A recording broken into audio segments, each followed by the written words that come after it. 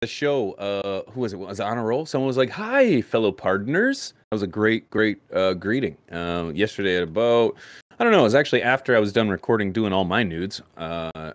News comes out. Like, Mr. You record all this news, and you're like, fucking nudes come out when I'm all biggest done. fucking news comes out. Yeah. I'm like sitting at hockey practice. Yeah. Anyways, last night yesterday afternoon, POTUS announces that he is going to be pardoning thousands of people that have been charged with federal cannabis possession.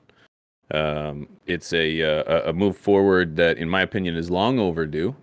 And although a small step, it's the right step in the right direction. Now, as Rob and I kind of briefly discussed before, and if you are over on my channel, Pigeons 420, what was that noise? We got Wanda here clean these blunt guts. Oh, good. You guys would know that it's not the be all to end all. This is just a federal pardon for simple possession. It does not excuse trafficking. It does not excuse sales. It does not include actually any particular cannabis related charges aside from simple possession. Keep in mind.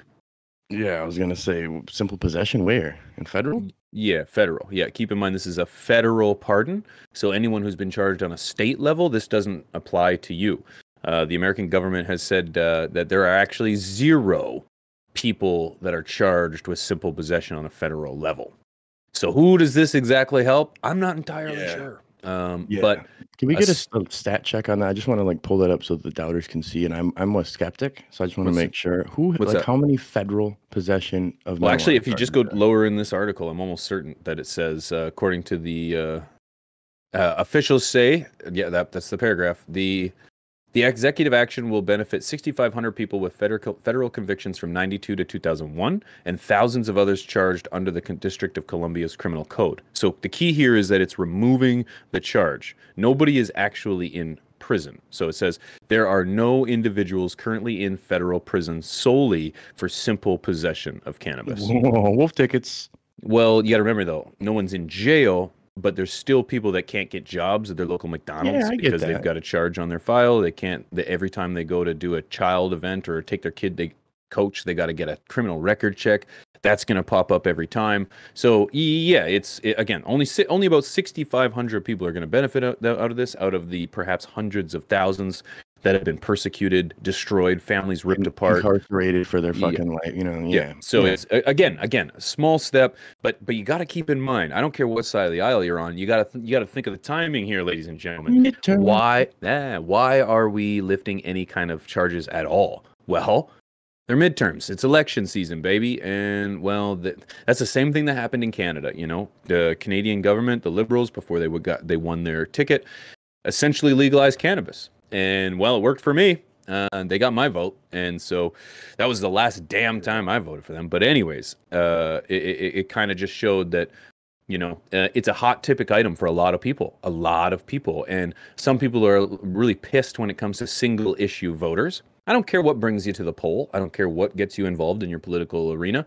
I think it's a good thing when people participate. So whether you're there for one issue, no issues, it doesn't matter. You're participating, and that's important. It's just, unfortunately, when you dress up a wolf in sheep's clothing, which is cannabis legalization, it always seems to fall short. I just feel like this was a situation where, like, they walk in, they dodge him, like, Joe, wake up. He's like, we need to do something about this cannabis shit. Like, we gotta do it. He's like, all right, let's legalize it. And they're like, no, we can't do something too dramatic like that. Like, what about expunging shit? They're like, the RICO charges, that was all about money. We don't really give a fuck about the weed. That was not paying your taxes. So what else? Like, possessions. They're like, okay, possessions. Like, who the fuck has possession charges? Like, federal possession charges? I don't know. Maybe somebody in the military? On an airplane? Let's give those away. Possession of. So, all right, well, let's expunge those. But what are we going to do about the ones next week? Are they going to just get charged with it too? Are we no longer going to charge possession on a federal level? Yeah, this is all just bullshit. Like, fuck, it's bullshit. Yes, I got flack yesterday on CLTV for talking about it, but I smelled the bullshit before I read the details. The bullshit was real. Well, you got to remember, if it's coming from a politician, there's some layer of bullshit on it to begin with, and that bullshit is the fact that this is not even a hot topic item. It's midterm elections, baby. So don't think that anyone cares about your right to consume this plant. No one gives a fuck. It's midterm elections. Now, with that being said, again, these pardons go back to 1971. Think about the culture in 1971.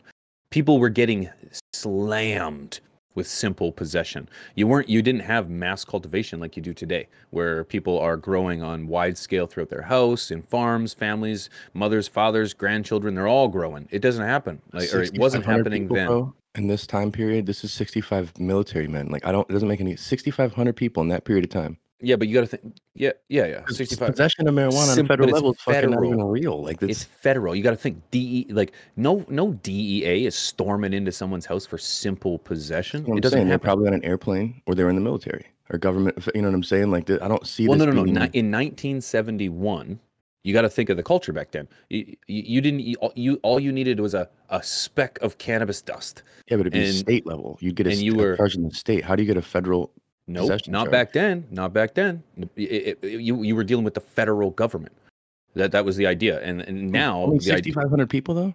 Well, I'm assuming that most of them are already dead because they fell into the system. They fell in. So it's like the remaining are 6,500 people. The people that this are really going to affect are the ages 65, 70, 75, 80, who are end of their and not the end of life, but you're a senior.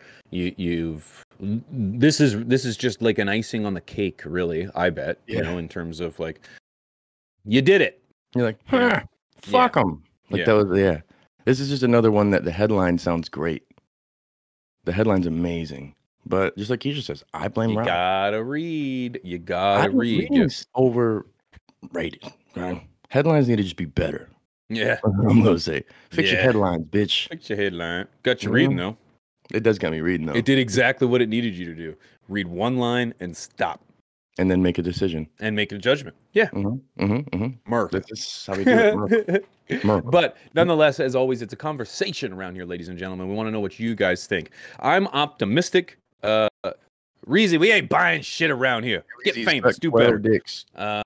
All of it with AIDS. The idea though, this is a good step forward, man. You know, our mothers, our fathers, our forefathers, they're the ones that laid down some sort of framework for this to happen. And nonetheless, we need to, in my opinion, we need to celebrate the small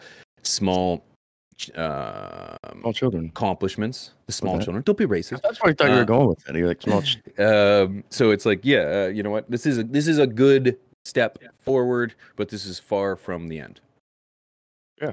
Hell yeah, smoking weed about that. Weed about it. I smoke weed every day. How about you, chat?